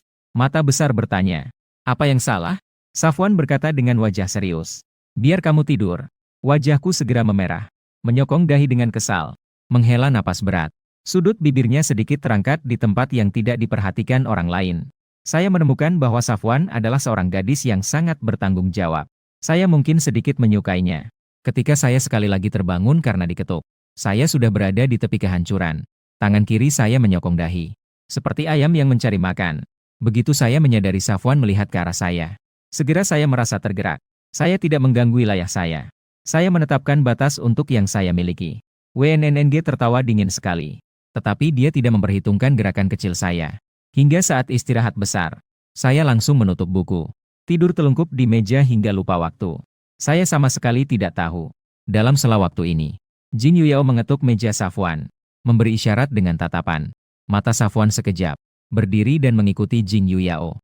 Saat pelajaran mulai, lonceng berbunyi. Saat pelajaran mulai, saya baru menyadari bahwa Safwan belum kembali. Jin Yuyao memiliki senyuman sombong di wajahnya. Masuk tepat waktu dari pintu. Memberikan senyum provokatif padaku. Safwan tidak mungkin terlambat. Guru bertanya tentang keberadaan Safwan. Tidak ada yang menjawab. Dan perjalanan membahas kertas ujian hari ini dimulai. Aku melihat jam dengan gelisah. Safwan belum kembali. Aku mendengar dari kejauhan. Tempat. Beberapa orang tertawa saat berbincang. Mendengar suara Safwan. Mendengar lagi. Yang perlu. Dalam sekejap. Benang di pikiranku. Aku menutup dengan baik. Berusaha keras untuk mengurangi nilai kehitaman dirinya. Mengapa orang-orang ini tidak membantu orang lain? Membelok. Aku bersemangat. Berdiri dari kursi. Berlari menuju arah atap. Aku menggenggam tinju. Jari-jari bergetar sedikit. Berlari cepat ke atap. Pintu kayu terbuka saat aku dorong. Mengeluarkan suara berderit. Aku melihat Safwan yang duduk di bawah atap-atap. Tubuhnya yang ramping terlihat sangat rapuh saat ini. Seragam putihnya robek. Mengeluarkan pergelangan tangan yang seputih salju. Debu-debu dari dokter badan. Di wajahnya yang anggun seperti biji semangka. Terdapat bekas goresan. Mendengar suara. Dia menoleh. Dengan tatapan bingung di matanya. Jari-jari ramping Safwan menarik-narik seragam sekolah yang sudah usang. Di punggung kecilnya terdapat banyak bekas cambukan. Sangat mencolok. Mereka bilang, mereka sudah memberitahumu, kan? Suara Safwan yang dingin agak serak. Suara mengganggu itu sedikit aneh. Aku mengepal tanganku. Aku mendengarnya. Tapi itu hanya sebuah hari. Safwan kembali sedikit membuka. WNNNG mulai membuka sedikit. Marah. Saat itu aku mendengar suara notifikasi sistem. Nilai ketertarikan musuh 100. Dari 7. Aku merasa sangat tertekan dengan apa yang dibeli. Air mata terus jatuh tanpa kendali. Air mataku membuat Safwan mengerti. Dia berdiri. Sosoknya berjalan menuju arahku. Dia mengernyitkan dahi. Jika kamu suka membeliku, tolong buatlah hidupku sedikit lebih tenang. Setelah berkata demikian, dia berbalik dan berjalan pergi dengan ringan. Ketika aku berbalik, sosok itu, Jiang Yuyao melihat ekspresiku. Dia tersenyum dingin dengan sinis. Saat itu aku akhirnya tidak bisa menahan amarah yang membara dan melangkah maju. Di depan seluruh kelas, aku melayangkan sebuah tamparan keras pada Jiang Yuyao. Dia jelas tidak mengira aku akan melakukan hal itu. Guru bahasa juga terkejut. Apa kamu? Jiang Yuyao menutupi wajahnya. Dia menatapku dengan tatapan tidak percaya. Jiang Yuyao, kamu benar-benar membuka mataku. Jika kamu berani, datanglah padaku. Kenapa kamu harus mencari Safwan? Padahal aku yang terus mendekatinya. Apa kamu tidak tahu? Shun? Aku berbicara panjang lebar. Guru bahasa melihat aku menarik kerah Jiang Yuyao. Dia marah. Gu Xian, kamu tidak ingin belajar? Maka pulanglah kamu. Di kelas ada apa ini? Pulang ya pulang. Saya belum ingin bersama sekelompok orang menjijikkan ini. Saya menggigit bibir. Segala sesuatu sudah terjadi. Saya sudah tidak ingin melakukan apapun untuk memperbaiki. Hanya seukuran Safwan. Dia sekarang membenci saya hingga ke akar. Membeku. Dia masih harus menjalani plot cerita. Saya hanya seorang pengorbanan. Seseorang. Apa pedulinya? Saya bilang pergi, ya pergi. Benar-benar membuat sekelompok orang terkejut. Saya mengantar tas dan berjalan di jalan E. Terasa kehilangan. Sistem berbisik penuh keluh kesah di telinga. Pemilik sistem benar-benar terlalu emosional. Jika kamu benar-benar keluar dari sekolah, maka tidak ada ruang untuk memperbaiki. Mendengar kata, ruang. Saya tertawa sinis. Saya memang tidak punya ruang. Kamu kan sudah tahu. Bagian ini tampaknya tidak dapat diterjemahkan dengan baik, perlu konteks lebih lanjut. Bagian ini tampaknya tidak dapat diterjemahkan dengan baik, perlu konteks lebih lanjut. Bagian ini tampaknya tidak dapat diterjemahkan dengan baik, perlu konteks lebih lanjut. Setiap orang memiliki. Segera pergi melakukan tugas lainnya. Melihatnya sering. Sebelumnya, Safwan sempat memberikan saya kesan yang salah. Meskipun perasaan suka itu tidak stabil. Namun, bisa dibilang itu adalah langkah ke arah yang lebih baik. Masih ada harapan. Siapa yang tahu bahwa satu kejadian bisa mengembalikan segalanya seperti sebelum terjadinya perubahan. Beruntung saya tidak punya penyakit jantung. Jika tidak, setelah diadu-adu seperti ini oleh dia, meninggal di tempat pun harus mengurangi beban yang ada. Sistem tidak memadai untuk orang. Hanya mendukung dan memberi saran di samping. Masih ada waktu setengah bulan. Semangat ya, tuan rumah. Asalkan dia bisa mengurangi rasa bencinya padamu. Maka ada kesempatan untuk perubahan, loh. Apakah kamu baik-baik saja? Saya terkejut. Dia dalam cerita aslinya sudah ditakdirkan untuk menjadi penjahat. Penjahat yang memang terlahir seperti ini. Bahkan jika saya menjual segala sesuatu, saya tetap tidak bisa menyelamatkannya. Aku berjalan pulang. Jalanan ramai dengan kendaraan. Orang asing berjalan dengan terk. Tiba-tiba saya merasa sangat sedih. Saya sudah tidak ingat diri saya sendiri. Kenapa saya harus melaksanakan tugas itu dulu? Dalam ingatan saya telah membantu banyak dunia. Menyelamatkan banyak akhir yang menyedihkan. Saat itu sangat menyenangkan. Mengumpulkan poin yang tinggi. Menukarkan tugas tingkat S. Segera kembali ke dunia nyata. Mengenai mengapa harus kembali, saya tidak ingat lagi. Sistem tidak mengizinkan pelaksana tugas memiliki pemikiran tentang realitas. Pada saat menjadi pelaksana tugas, ingatan saya tentang realitas sudah hilang. Namun samar-samar. Namun perlahan. Saya masih ingat ada seseorang di dunia nyata yang menunggu saya. Saya menendang batu di depan saya. Membayangkan akan berada di tempat kumuh itu. Melihat Safwan di bawah gedung susun tua. Menghilangkan rasa. Pakaian yang sudah diganti di badan. Gaun putihnya membuatnya semakin terlihat dingin dan anggun. Dua orang bertemu. Safwan dengan angkuhnya menoleh menjauh. Saya berdiri di tempat dan melewati dia. Maaf, kamu pergi sekolah? Saya bisa menjamin mereka tidak akan mengganggumu lagi. Sebelumnya telah menyebabkanmu luka dan masalah. Saya minta maaf padamu. Saya tahu ini tidak berguna. Namun tetap harus saya katakan. Kebenaran yang indah. Bubur. Kata-kata yang ingin saya katakan terhenti mendadak. Mengusap rambutku dan melangkah besar menuju atas. Safwan tampak sedikit bingung. Bukankah sekarang seharusnya waktu untuk sekolah? Bagaimana dia bisa keluar? Namun, dia menyadari dalam sekejap. Sebelumnya, dia juga selalu seperti ini, bukan? Di rumah, saya terjebak dalam salju. Begitu main kepala, langsung melihat langit-langit yang membosankan dan kotor. Langit-langit di atas berderak-derak. Terhimpit suara bising. Saya ragu sejenak di depan pintu. Lalu melihat Guking yang dibungkus embun dingin. Dan di belakangnya, San Yufang yang berpura-pura anggun. Ketika itu, saya merasa dingin di mata dan alis. Ada sesuatu yang ingin disampaikan? Gu Xian. Kalimat Guking ini hampir terdengar seperti menggigit gigi. San Yufang di samping berpura-pura menenangkan. Xian masih seorang anak. Dia masih seorang anak bernyanyi. Jangan memperdebatkan hal sepele dengan anak-anak. Mata Guking seolah ingin menusuk tubuhku dengan bolong. Dia melihat-lihat sekeliling rumah ini. Dia berkata dengan sarkasme. Anak ini bisa menjual apapun yang diberikan kepadanya. Usia masih muda tetapi tidak belajar dengan baik. Berkelahi sudah cukup. Dan masih mengikuti wanita seperti itu ke tempat seperti ini. Saya mendengar kamu di sekolah mengancam tidak akan sekolah lagi, kan? Sangat baik. Tidak sekolah ya sudah. Lagi pula kamu bukan orang yang cocok untuk itu. Kebetulan kalian hampir lulus. Anak dari keluarga Jiang terlihat bagus bagiku. Siapkan dirimu untuk menikah dengan mereka. Apa yang kamu katakan? Wajahku merah merona. Ini adalah kata-kata yang bisa diucapkan oleh ayah kandung. Ada apa? Kamu hanya berguna seperti ini. Guking berkata dengan suara dingin. Semua hal sudah aku dengar dari anak keluarga Jiang. Anak itu sangat baik. Tidak memperhatikan apa yang telah kamu lakukan sebelumnya. Tunggu sampai ujian masuk universitas berlalu. Aku akan mengatur agar kalian pergi ke Amerika untuk kuliah. Aku mengatupkan tangan, tidak ada kata-kata. Sebenarnya tidak ada artinya. Melawan juga tidak ada gunanya. Karena aku sama sekali tidak akan hidup sampai sehari. Tapi harusnya tidak seharusnya. Guking mengatakan satu kalimat. Jika kamu memiliki setengah dari kebaikan ibuku, aku juga tidak akan begitu kecewa padamu. Kamu masih punya muka untuk menyebut ibuku. Aku melihat ke arah San Guofa yang berada di samping. Semua rasa sakit hati tidak bisa tersembunyi pada saat ini. Seluruh tubuhku bergetar menunjuk ke arah wanita di belakangku. Ibuku sangat hebat. Tapi bukankah ini adalah tindakan untuk kalian pasangan ini? Suara Pah yang keras. Satu tamparan ini tidak ada ruginya. Aku tercekik dan terus berbicara. Apa yang aku katakan tidak ada salahnya sedikit pun. Gu Xian. Ibu sakit. Jika aku mendengar kamu mengatakan hal seperti ini lagi, kamu harus berdoa agar aku tidak bersikap kasar padamu. Aku curiga apakah pria ini. Aku curiga pria ini sangat. Bahkan dia sendiri sudah. Aku mundur 2 langkah. Aku adalah korban dari kamu. Kamu mengincar ibuku. Mengkhianati perasaannya. Indah. Jika dilakukan diam-diam, anggap saja sudah selesai. Masih mencuri dari ibuku untuk mengasuh anak. Aku melihat tangannya yang terangkat. Kau lagi memikirkanku. Ibuku tidak karena sakit. Dia terbunuh oleh kalian. Didorong oleh tindakan bunuh dirimu. Aku selalu tidak ingin berkonfrontasi dengan kalian. Karena kau adalah ayahku. Tetapi sekarang, aku merasa kau bahkan lebih buruk daripada orang asing yang baik padaku. Jangan bicarakan hal itu padaku. Setiap sen yang kau habiskan dengan San Yufang. Setiap sen memiliki bayangan ibuku. Apakah kau ingin? Gigi Guking bergetar. Dia dengan marah mengangkat kerah bajuku. Sudut mata San Yufang memerah.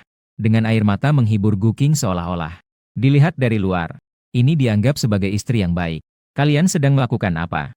Di saat seperti ini. Suara Safwan yang dingin terdengar. Dia memegang tas belanja di tangannya. Berdiri di pintu tangga. Matanya memiliki sedikit kehangatan. Saat Guking melihatnya, ada momen keraguan sejenak. Karena dia sangat mirip dengan seseorang yang dia kenal. Jika mau berdebat, masuklah dan berdebat di dalam. Di gedung itu ada banyak orang tua yang sedang istirahat saat ini. Setelah Safwan mengucapkan kalimat ini, dia tidak menoleh dan segera pergi. Tanpa menoleh sedikit pun, dia berusaha pergi. Dia berhenti sejenak di lantai. Dia melirik dengan tatapan merendahkan. Anggota.